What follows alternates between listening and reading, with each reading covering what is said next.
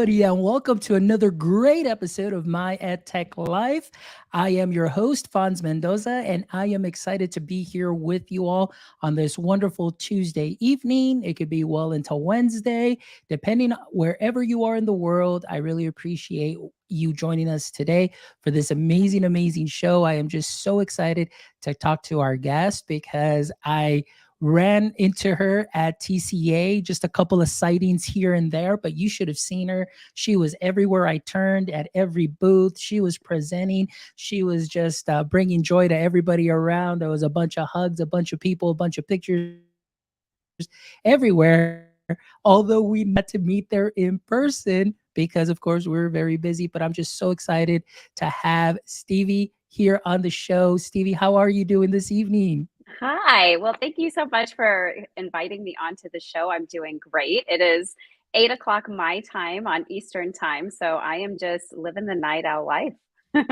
All right. Well, I'm just so excited. And like I said, Stevie, I'm just glad that we were able to connect. I think I had sent you the invite during TCEA, and I was like, all right, I'm just so excited to have you on the show. And, a couple of weeks after TCA, now we're here. We get to kind of digest that a little bit. But most importantly, like I get to know your story and our audience members gets to know your story as well, because I know you have a big social media following on Twitter, so many great and amazing and innovative things that you post and that you work with teachers and students alike. And so definitely today is going to be a day where maybe I get to pick your brain, but also a day where some of our audience members who may not be familiar with your work yet may be able to connect with you. As you know, that is the mission of our show, connecting educators and creators one show at a time. So, Stevie, I would love to get started with the show and hear your origin story. So, as you know, everybody that is a guest on the My Tech Live show is somebody that I look up to and see that their work is just amazing. And as we know, every superhero has an origin story. So I would love to hear your education origin story. Well, thank you so much. I just sitting here listening to you, I'm just like, oh my goodness. And then it was so great to talk with you a little bit beforehand too. So it's just I feel the same exact way about you. So thank you again so much for letting me be a part of this amazing show in time. So my origin story is when it started where I was a kiddo, and when I went to school. School was my escape, if you will. So I don't know if anybody here listening is any familiar with any kind of like trauma based informed practice of teaching. And so they have something that is called ACE scores. And so there's 10 ACE scores. And so those are 10 traumas that a kid can endure. And I have 8 of those. And so growing up for me, I went to school to get away. So I went to school to really have that sense of normalcy and routine. And that was my way of really looking at it and just saying, okay, this was my way to make it right, if you will. So then, whenever it came back to the time where I was like, okay, well, what do I want to do with the rest of my life? I was like, I have to give back just like my teachers were giving back to me in my childhood. And so I actually went back to the very district that I was a student at myself. And I taught there for about 7 years before I made the jump over to be a little bit closer to home to where I lived currently. And so that was my origin story. Wow, and that is interesting because one thing that I always learned, and again, not coming directly from the education, I guess education route, and coming in from marketing into education. And one thing that did transfer well was those, I guess, just getting to know your customer skills. So it's that personalization and getting to know who my students are. And, it's interesting that, your story too, as well. One thing that I learned that, because, some of the things that I wish I knew when I was a teacher is that, yeah, not everybody is dealt the same hands, not everybody has the same home life. Students come with different things and so on. So that was something that was something a little eye opening for me in the sense of understanding, because I had no notion of that until I got into education. So the fact too that you want to give back because of your teachers and that support that you felt, that is wonderful and amazing. So you must have had some really great and influential teachers during your time. Is there one or a couple in particular that you might remember and maybe want to give them a shout out? Oh my gosh, yes. So Miss Bagasse was absolutely amazing, and so she was my fourth, and then she went to multi-age for fifth. So she was my fourth, fifth grade teacher, and I will never forget how she made me feel and how it was this family camaraderie in her classroom, and I loved it. And so when I went back to being a teacher, I was like, okay, like what was it? Like what was her juju that really, so I asked if I could come back and like observe her class. And she said yes. And I was like, oh, this is great.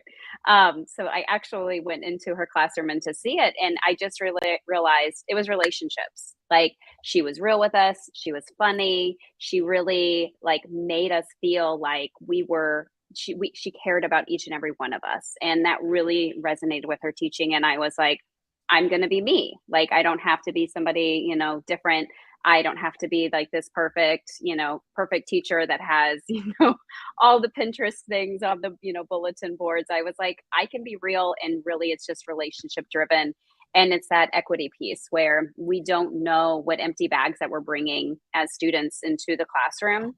And so if you're willing to look into those bags and say, like, I see you, what can I do to reach out outside of, curriculum, or just be like, how is it going?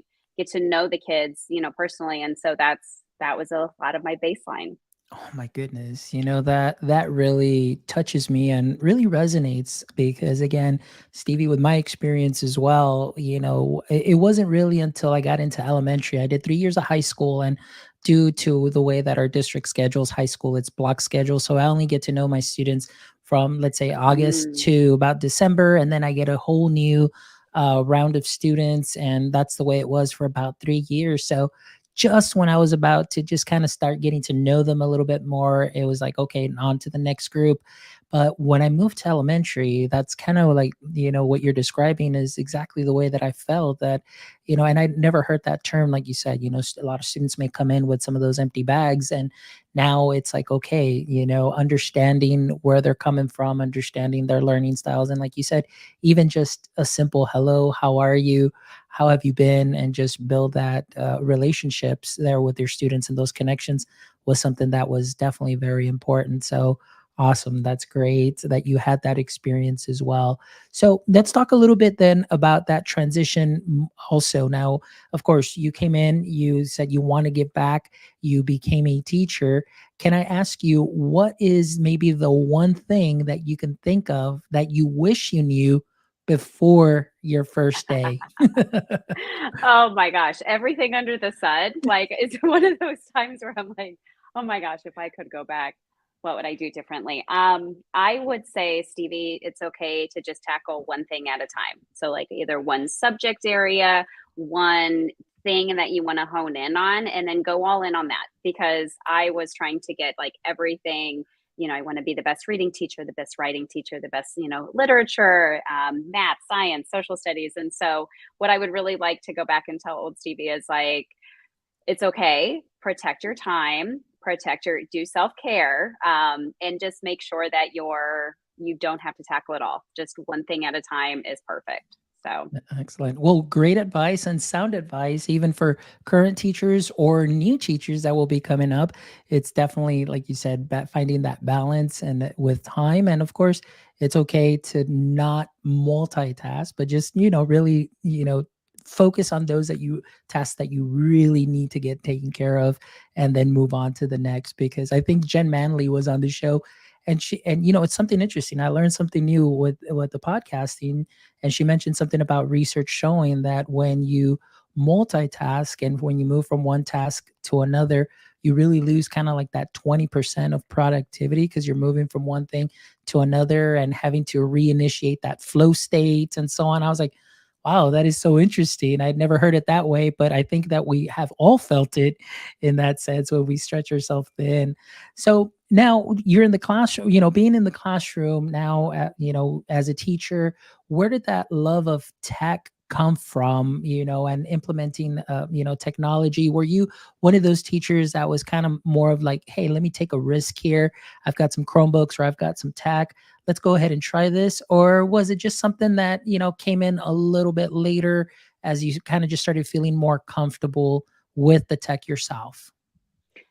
Great question. So I would have to say it really was just this organic who I am. I have always liked the latest technology, and I'm thinking back so I'm 37, and I was like back when Blackberries and BBMing was all the rage. I was like, oh, you better believe like I'm getting the latest BBM uploaded on my Blackberry app. And it was one of those, I always loved tech. It was just fun. So I really found myself anytime that I could start implementing it. Like I remember writing a grant for a projector in my classroom. Like that just shows how older that is as me as a teacher, because I didn't just come up with a projector, I had to write a grant for it.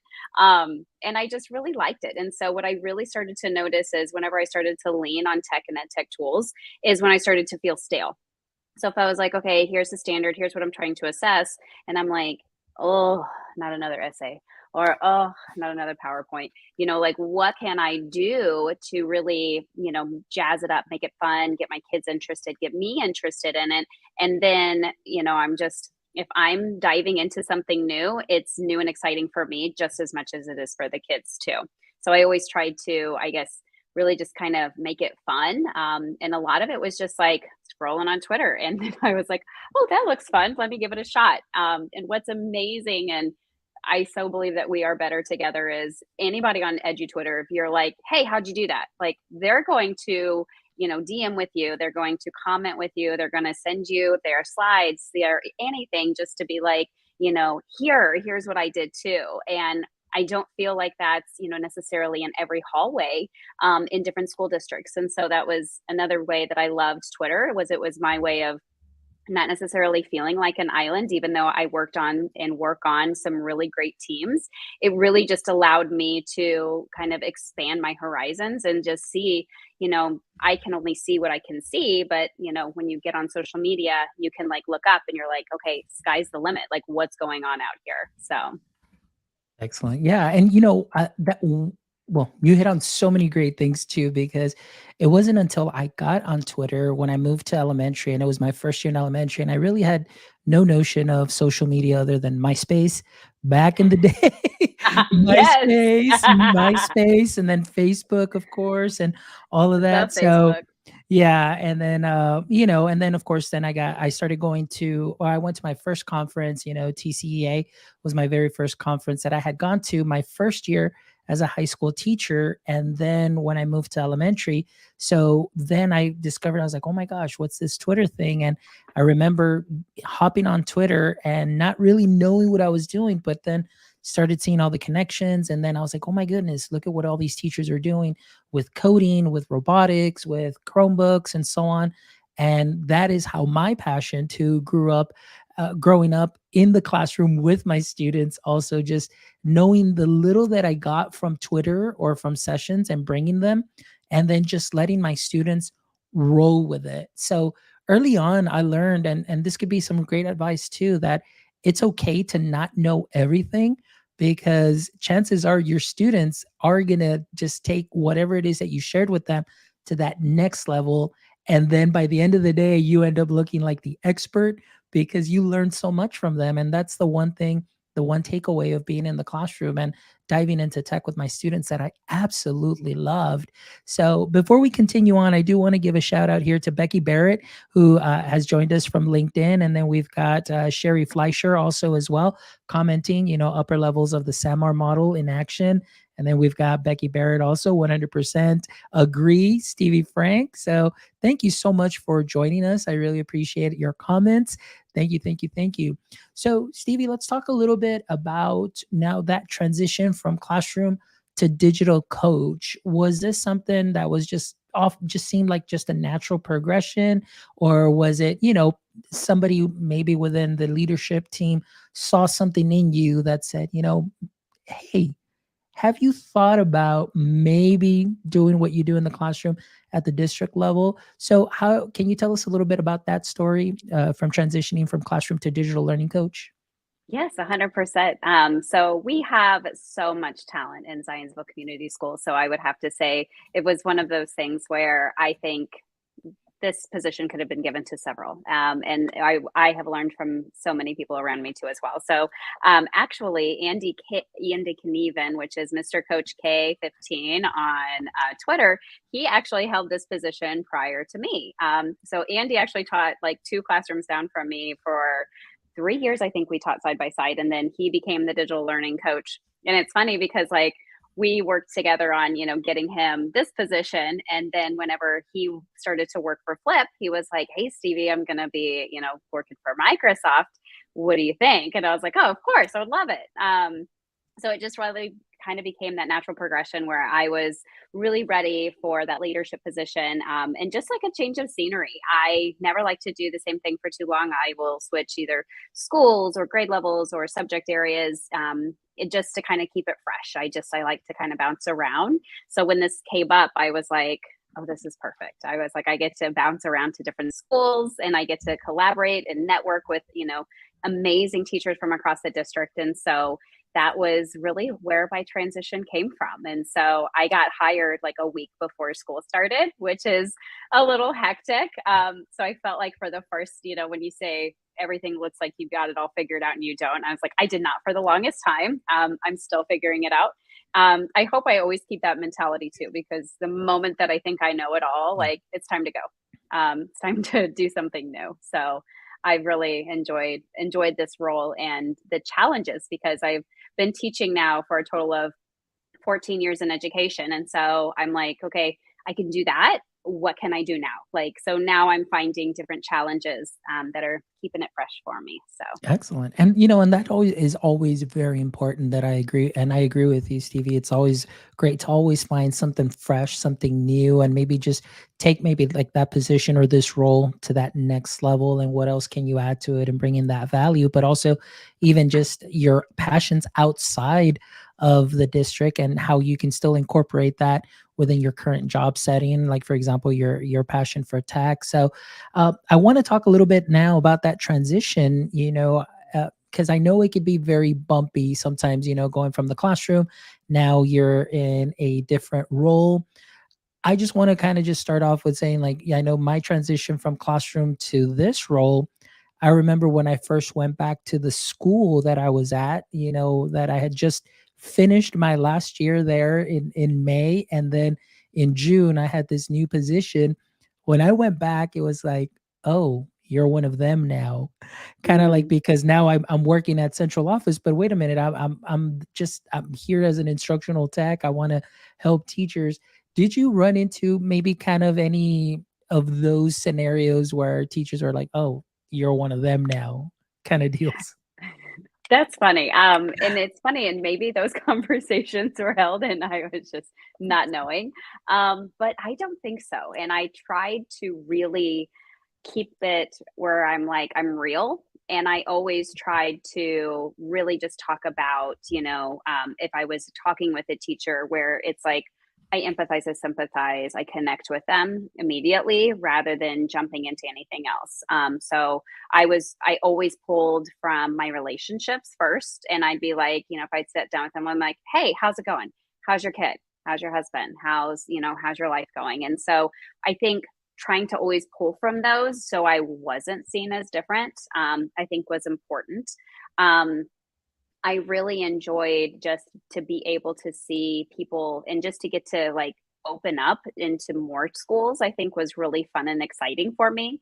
I am such an extrovert and a people person. So that was a lot of fun, for me too, as well. But we've got amazing teachers at Zionsville and just amazing administrators where I felt like the transition for me was the best transition that it could be. So I'm just really, I know, blessed with that. And I know that's not the same everywhere. So believe me, I know how lucky I am to be in this position.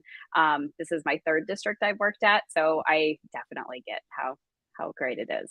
So Awesome. Well, that's great. I mean, thank you so much for sharing that. And, you know, like I said, that was really one of those funny experiences, at least for me. But again, like you said, you know, once you go back, they're like, hey, how's it going? And so on. But it was just kind of funny, you know, just because of that transition. But so now, as your role as a digital learning coach, like, I want to ask you, and just, I'm always wanting to learn from different views and perspectives, you know, as far as incorporating technology or working with teachers. What are some of the ways for you, like, that your approach, in other words, to working with teachers and kind of start introducing a little bit of the tech? Because as we know, there may be some teachers that are kind of like, you know, not another thing on the plate, or maybe some teachers that may not feel comfortable. What is the Stevie approach to kind of just start introducing the tech to some, you know, teachers or new teachers or even veteran teachers?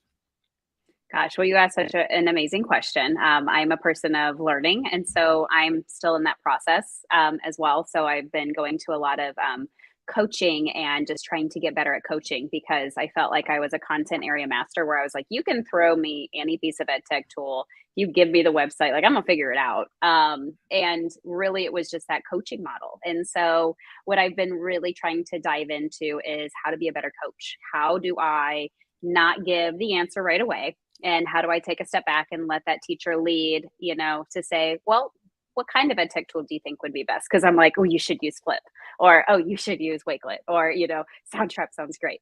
So I've been really trying to take a step back from that. So with that, the Stevie approach is, first of all, I always try to make sure that I'm centering around the relationship piece first. So for example, that relationship piece, no matter what it is, that's going to take precedent, just like it did in the classroom. So a lot of times what I'll do with the teacher is, for example, I had a teacher who just came back from maternity leave and she's nursing. And so I was like, let me fill up her water bottle for her. Let me give it to her and, you know, walk it down the hallway while I'm conversing with her. And she was like, I was so worried about this one teacher, you know, the sub that was in my position. And, you know, I just don't know. And I was like, you don't, that is not yours. Like, that is not yours to worry about. And I feel like if you really hit your teachers at a human level, like, that's what they want. Like, they just want to be seen, they want to be reaffirmed. And I think that's really what I base off of. So right now, I'm really just digging into those relationships, being of any help of possible that I can. Um, and then really taking a step back. And so I'm like, okay, well, let's take a look at your assessment. Let's take a look at your lesson. Let's take a look at your standard. And then how do we want to get there? And here's some tools that I think would be useful, but it's whatever you think. I think those are going to be some huge components in uplifting them. So anytime I hear them mention, you know, oh, well, you know, I was just thinking maybe I could, you know, figure out a QR code or something. And I was like, what a great idea. You know, like, our teachers are rock stars. Like, it is amazing what an educator does on a daily basis. So anytime I can bring them any kind of joy or any kind of, you know, reaffirmation of they're doing it great, I'm going to do that. And then I've been trying to follow up with like a reflective piece. So I've been trying to like write either a thank you letter for allowing me to be in their space. If I've got some sticker swag, like, I throw it into the letter too, into the card, and then the courier takes it. So I guess that's the Stevie approach. And, you know, I love ask it. me again in a year and I'm sure it'll be different. Yeah, but absolutely. I love that. And you know, I was guilty, you know, and maybe even still am to some extent, that since I love to help the teachers, like sometimes it's like, here, you can use this, and kind of just I just want to save them that time, but sometimes like I feel like, oh man, I just kind of give them the answer. But I love your approach and kind of just asking those questions and maybe just saying, okay, you know, well, what is the end result? What is it that we're teaching? What is it that we are expecting from the students in return as far as a learning artifact? You know, and maybe just start asking those questions. But sometimes, like you said, maybe they just want to run the idea, and maybe you're just that catalyst to just help them and encourage them to take that step and Yeah. just trying something new, or feeling, you know, giving them that safe space or safety net, that psychological safety that sometimes maybe they may need to just take a risk with a piece of tech or something like that, or a platform. But I absolutely love that approach. And I'm getting a little bit better at kind of just doing that rather than just jumping to give the answer, because that's just me. Like, I just want to solve your problem and I want to help you. That way you can do those things. But I love your approach, and I love that additional personal touch that you give. And sometimes that goes a long way. Just that simple, like you said, just the action of writing a letter, thanking them for being allowed in their space, because this is their, it's funny because I always say, once that door closes, when I was in the classroom, it's like, oh, I am the master of my domain. This is my ship, and these are my amazing students, and we're all working together here as a team. So yeah, reflecting back on that, it's like kind of like when you do, or when I do go help a teacher, now I kind of am going to change my mindset and say, hey, I am in your space. I'm here to help, and maybe doing that too as well. I love those personal touches, and sometimes we forget about those things, and they definitely go a long way.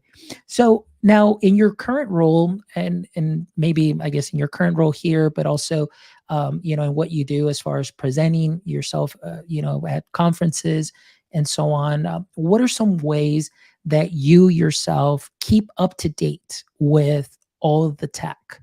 So I would love to hear some of that. And maybe for our aspiring digital coaches out there, or even teachers also as well, what are some ways that they can gain, or stay up to date with the tech that is out there? Well, first of all, listening to your podcast is going to be huge, right? Because, and you can hear like what's the latest, what's going on, how are teachers using the tech. I also just on Twitter, honestly, if I'm going through and I'm just like, how is this? Like, what is this thing that I've heard about? Getting on Twitter chats is always super helpful too. I've really enjoyed that as well. Becoming part of a good PLN, a professional learning network, is huge. So then that way I can see people that I follow and what they're doing, and that becomes an inspiration to me, because I'll start seeing them tweet about it, and I'm like, well, I wonder what that's like. And so, kind of diving into it definitely really helps. I also like those times where I'm invited into a teacher space and they're like, here's what I'm trying to do. What kind of tech works? And then I'm diving in on Google and being like, okay, well, what is the best tech? Or I shout out to my PLN on Twitter and I'm like, hey, everybody, here's what I'm trying to do. What do you use? What have you used? And how best to do it. But definitely listening to podcasts is huge because I'll hear about it, and hearing somebody's story from like start to finish has been really inspirational to me. And so then it inspires me to use it. And I found that way, like when I presented about Soundtrap. So a lot of people, after they heard me talk about Soundtrap and student podcasting, they were like, oh, what does that look like? And so, I'm just glad that I'm able to return the favor to the people that I take all of their amazing ideas with. Awesome. That is wonderful. And again, that's also a very nice segue into what I want to talk about, which is it worked out great because I know we talked a little bit about it, pre-chat, and we're talking about Soundtrap and student podcasting. So I would love to hear just a little about the work that you have done within your district, and maybe helping certain teachers to kind of get started with some student podcasting. So what where do we start? What is the lowest barrier of entry? I know you mentioned Soundtrap. So tell us a little bit about that. I'm definitely intrigued. Yeah, so it really started. I entered into, I heard, I guess I should say online or on the radio, actually, like who listens to the radio. But I was listening to NPR and they were talking about the NPR Student Podcast Challenge. And it was like 3 years ago. And I was like, well, that's interesting. And then I just kind of let it go. And then my husband came home and he was talking about it. And I was like, okay. And then I had a parent reach out to me and she was like, hey, this looks really cool. And you seem kind of techie, maybe this. And I was like, all right, the power of three.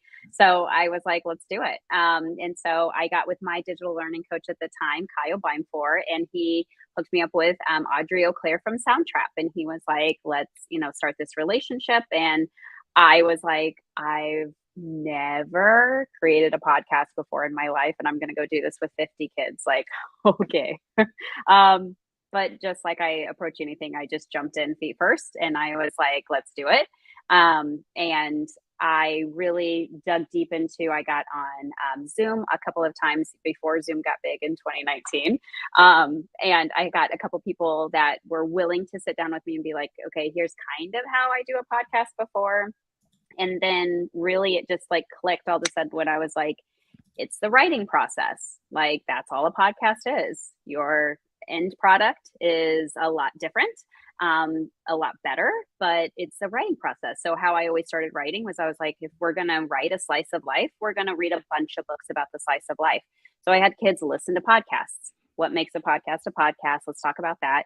Then we did an organization. Then they wrote their script. And then we found some quiet spaces up in the media center. We had some like quiet rooms off to the side. And I just took the kids up there and they recorded. And I was so intimidated by Soundtrap because it's like really super slick. And just as you had mentioned at the beginning, where you were like, your kids are going to figure it out. Well, they sure did. And so they were teaching me all the things. And it was a really cool project because I felt like it really connected me with certain students that maybe I wouldn't have connected with before. So being a humanities teacher, I got like, oh, she's reading, she's writing, she's history. Like, I don't like any of those. I don't like her. And I was like, oh, how can I break down that barrier? So then I was like, okay, well, you like to play the guitar or you like to play the piano or ukulele. True story. And I was like, you can do that in my class. And then all of a sudden it was like, boom, they wanted to come to class. They were excited about it. They wanted to be in my classroom. And that was so, so, so cool. So cool, even on the hardest of year of teaching, which 2021 was hard enough, but I felt like the next year was just as hard. So those of you in education know exactly what I'm talking about for some reason. I was like, I don't know if I'm going to take podcasting on. I was like, it was a feast of a project. Do I just let it go? And I thought about those particular students that I had not connected with yet. And I was like, what can I do? And I was like, I've got to do it. And so sure enough, I did. And we did it. And it was amazing. It was such a cool project. I loved it. And every year I love it. So I enter through NPR Student Podcast Challenge. And so they have so many resources. It's amazing on their website. And I've tweeted about it and I'm happy to give you those resources too. But it was really just kind of like being able to empower those students, giving them an authentic audience. Like their engagement went up amazing, like fourfold. Like I got my last observation of the year on the last day of our student podcast day. And my administrator was like, those kids were engaged. He was like, it was high stakes up in there. They were all like, oh, the kids are going to listen to this. Like, we got to make sure it's perfect. And so it was great. I love the project, love Soundtrap. And I think all of those things, like you talk about those higher level thinking of models, and especially in the realm of like Chat GPT, you can't say Chat GPT create a podcast. It can't do it. So right now in education, we have to say, how are we going to leverage our kids? And I'm stealing from Matt Miller because he's amazing. How are we going to leverage their humanity in order to still stay creative and still stay innovative? And this to me was that, because they were able to actually create something. It's not something that can be AI generated. Sure, they could help with the script, but how are you going to add voice? How are you going to add context? How are you going to add music?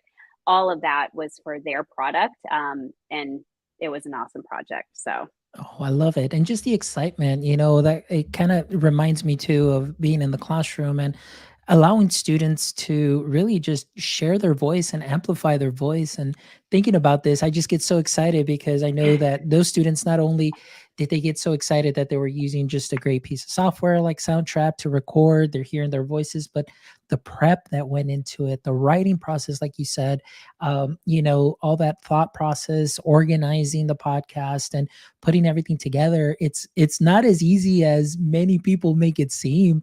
Oftentimes, they see that finished product, but I'm glad that those students got that opportunity. And most importantly too, I think it's just the communication skills, the way that you said, that the humanity of just hearing their voices, their tone, their story, and just amplifying all of that.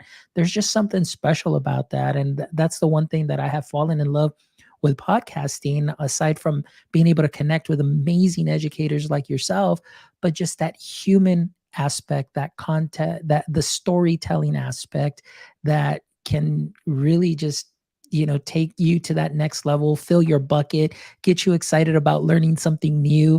And that is just something that is amazing. So yeah, that project sounds wonderful. And I would love for you to share those resources if you can. And then I'll definitely put them in the show notes for all the audience members, as they go visit the episode website, they can go ahead and grab those resources too themselves. So that's really exciting. So thank you so much for sharing that.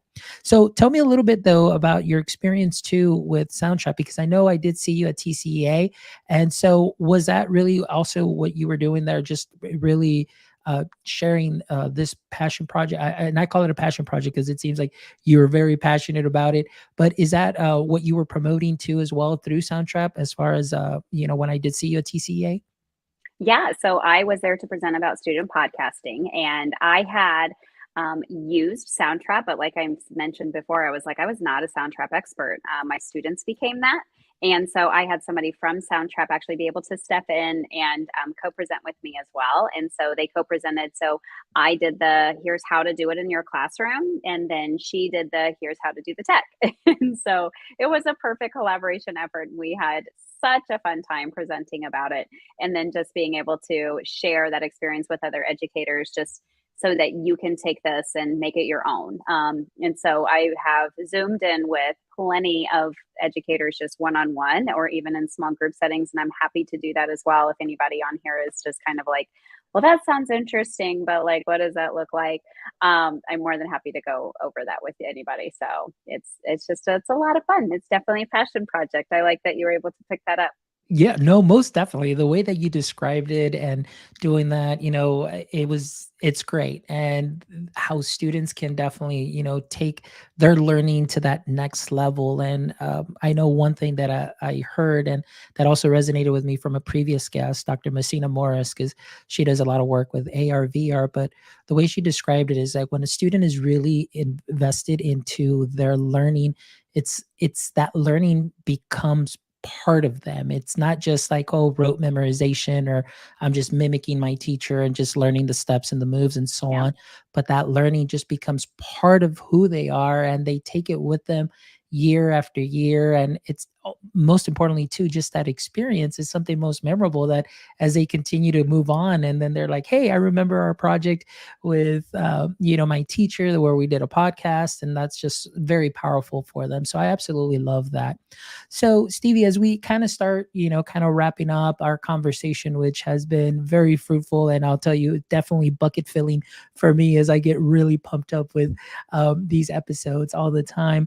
I wanted to ask you, what is one piece of advice for aspiring teach? Well, for aspiring digital coaches. So there's teachers that are out there that feel that they've got a handle on tech. They're very familiar, very comfortable with tech, and they would love to maybe make that transition if there's a possibility within their district to become a digital learning coach. What is some advice that you might share with them?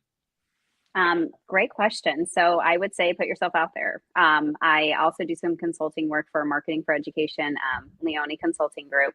And I have really learned that a lot of your success is what you put out there. And so people are not going to know, and administrators are not going to know, and other teachers or other principals, other anybody is not going to know any of this until you put it out there in the universe. So if you're sitting there at your, observations with your administrator, share it with them. If there becomes anything in the district that opens up for any kind of opportunity for you to be a coach, or you to be have a different leadership role, say yes. Say yes a lot to those opportunities, even though you're like, it's just one more thing. And it will be for a little bit until it's not. And so that was the thing. I felt like Twitter really helped me, because how else would people see what was going on in my classroom unless I was the person to tell that story? And so a lot of times, and I feel like there's some educators a little bit hesitant because they're like, I don't want to toot my own horn, but you're not. You're sharing out what you're doing so that other people can learn from what you're doing. And I feel like that's what's really cool about the edu Twitter world, is that it's like, how can I learn from you? Not, oh, look at her, she's showing off. Yeah. I think that, you're not just keeping it all in and you're giving out. Put it out into the universe, anytime you can have a conversation with somebody at the administration level, do it. Go up to them and say, hi, and be like, oh, I've been kind of interested in something, a little bit more leadership. You put it out there and it'll become your reality.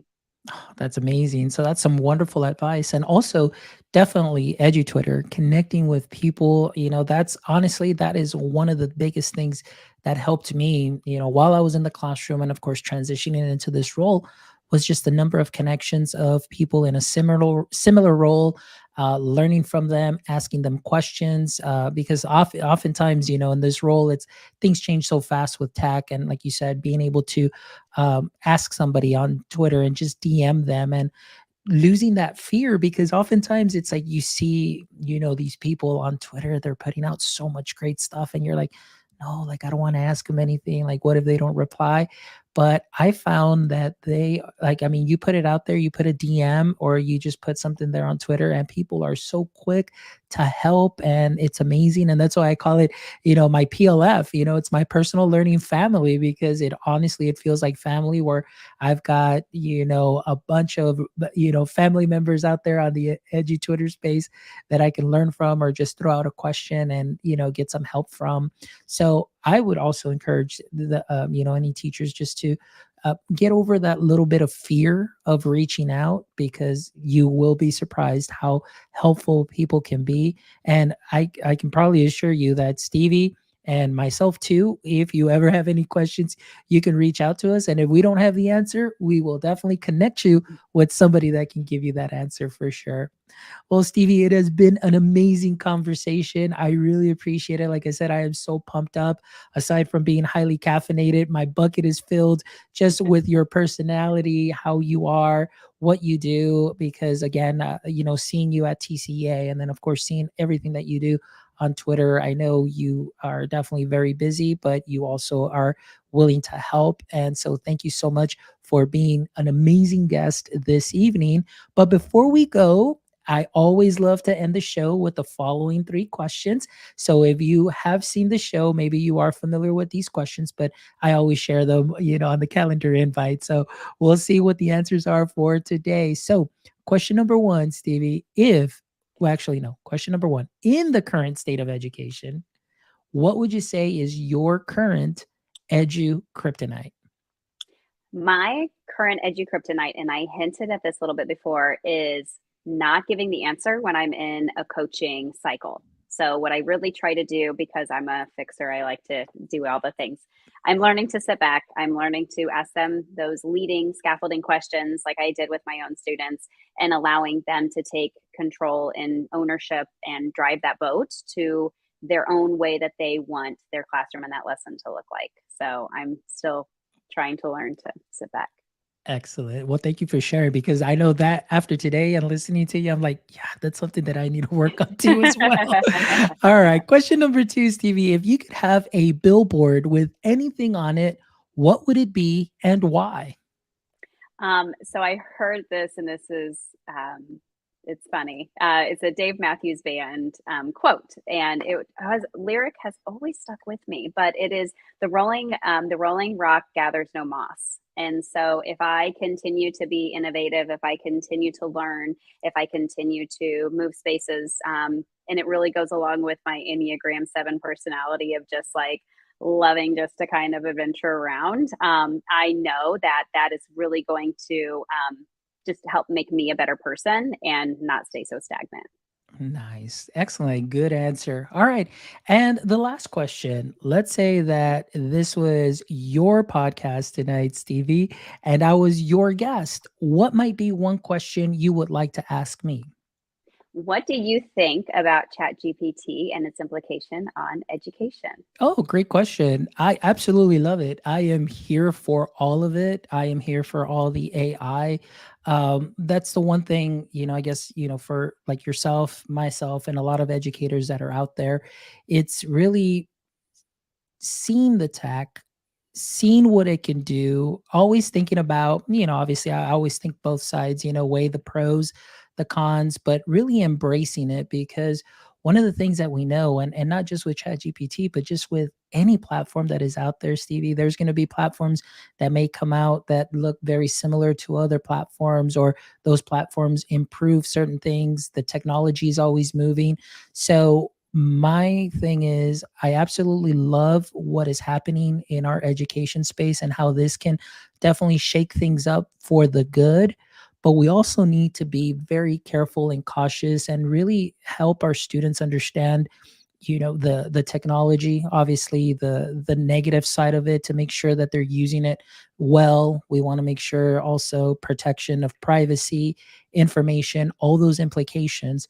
But we need to also understand that we are going to continue to move forward. And we always say 21st century, but I think we need to start thinking 31st century already, and maybe using those phrases a little bit more, because we're already past, well into the 21st century. And I feel that we need, as teachers, we need to improvise, adapt, and overcome with anything that comes our way, and make sure that we make the best of it, and understand that we are still in control of the tech. Don't fear the tech, because again, we just need to embrace it and use it for what's best for us. And for me, I'm like, if I can save you time and it saves me time, I'm all for anything that can save me some time. But also, again, like I said, just making sure that our students are well prepared for that future that will come. And, even myself currently seeing it in my doctoral studies, where professors know that it exists and they're like, we know that this is out there, but just be cautious. We're not going to be very, like, what's the word, I guess very tough on you, but we need to make sure that you do cite if you do use it. So there's kind of that acceptance of, well, let's not fight it. Let's see how Yeah. this can help and how this may improve things. So, like I said, I'm very excited, and this is only the beginning of what is to come.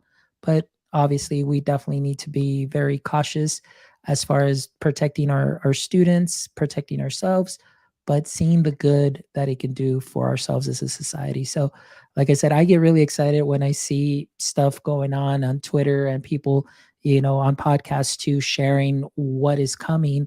And although it may seem scary and daunting, I always say, okay, well, how can this help us and put this in a positive light, and put a positive spin on it? But yeah, that I is loved my you answer. interviewing ChatGPT, by the way. That was one of my favorite podcasts of Oh my yours. I was gosh. like, "That's genius." All right. Thank you for listening. I really appreciate that. Yeah, but one thing that I learned from that also too is just, really the prompting, really you have to, give specifics, that prompt engineering, learning all of that. And that's such a skill to have to give to your students and share with your students. Like, what type of prompt can give you the best answer of what it is that you're looking for, and so on. So those skills, I mean, the jobs are out there, jobs are being created on the daily for, prompt engineering and getting the maximum output from all of these AI tools. So we're seeing something in front of us that is great. I know there's a huge buzz, and sometimes that buzz will kind of die down and kind of settle, but it's here. And now we just kind of have to, just make it part of us in that sense, and see what we can do to the benefit of our students, and also to the benefit of education, for sure, always in mind. So, Stevie, thank you so much. I really appreciate you being here. And also, just please let our audience members know how they can connect with you. Oh, sure thing. So you can connect with me on Twitter at Stevie Frank 23. Just DM me, and I am more than happy to get back with you. Awesome. Well, thank you. It's been an honor and a pleasure to have you here. Just your personality, just how awesome you are. Like I said, I'm just thankful that we got to have this wonderful conversation today, and I'm really excited. And for all our audience members that were joining us, we had Becky Barrett joining us, Sherry Fleischer, we had Mel joining us. And for all of you that are catching this on the replay, whether it's through your favorite podcast player, you're watching on YouTube, please make sure you give us a like, share, and a follow. That really helps all the algorithms share this out to more people. And please don't forget to subscribe to our podcast, whether, again, on your favorite podcast player or even our YouTube channel. That definitely goes a long way. And visit our website at myedtech.life, myedtech.life, where you can check out this episode and the other 179 amazing episodes with wonderful educators and creators that you can take a little bit of knowledge from, sprinkle it on to what you are already doing great.